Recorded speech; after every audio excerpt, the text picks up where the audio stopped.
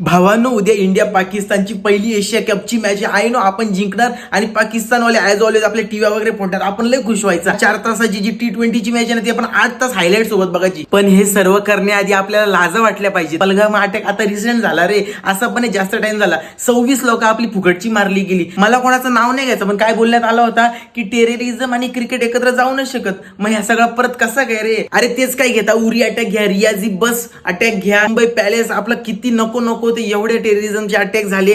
पण तरी सुद्धा हा दरवेळी आपण विसरून जातो. अरे 4 रुपयाचा सट्टा लावण्यासाठी 11 जणांची ड्रीम टीम बनून तुम्ही एवढे कितीच करोडपती होणार आहेत. वी ऑल नो त्यातला कोणतरी एकच फक्त 1 करोड रुपये जिंकणार नाही, त्याच्यातला 35 लाख रुपये तो टॅक्स मध्ये देणार आहे. बाकीच्या देशांमध्ये भाई सोशल इश्यू आणि पॉलिटिशियन, क्रिकेट हे सगळ्या गोष्टी एकत्र चालतात रे. आपणच का म्हणून एवढं दया माया दाखवायची दरवेळी की आम्ही भरपूर मोठ्या मनाचे. इन्स्टाच्या स्टोरीवरती तुम्ही टाकला ना ऑल आयज ऑन पहलगाम, मग आता का नाही फॉलो करत? आता रात्रीचे 12:20 झालेत. उद्या 14 सप्टेंबरला रात्रीच्या 8 वाजता मॅच आहे. नका ना बघू. एक मॅच नाही बघितली तुमचं काय जाणार आहे? माहिती ती मॅच तर होऊनच राहणार आहे, पण ऍटलीस्ट तुम्ही त्याला रेजिस्टन्स दाखवताय, बॉयकॉट दाखवताय. तुम्हाला ती मॅच नको होती. हे एक तुमची इमेज तरी ग्लोबली जाऊ द्या ना. चुकी माझी पण एवढ्या लेट मी व्हिडिओ पोस्ट करते, पण जेव्हा माझ्या ग्रुपवरती माझा बने नावाचा मित्र आहे त्यांनी टाकलं की बॉयकॉट करा ही मॅच, तेव्हा मला सुचलं की उद्या मॅच आपण ही प्रमोट नाही केली पाहिजे. तो सोशल मीडिया क्रिएटर नाही, पण मी येतो. माझी रिस्पॉन्सिबिलिटी बनते ना की ही व्हिडिओ तुमच्यापर्यंत पोहोचवावी. त्यामुळे नका रे बघू ही मॅच, नका बघू.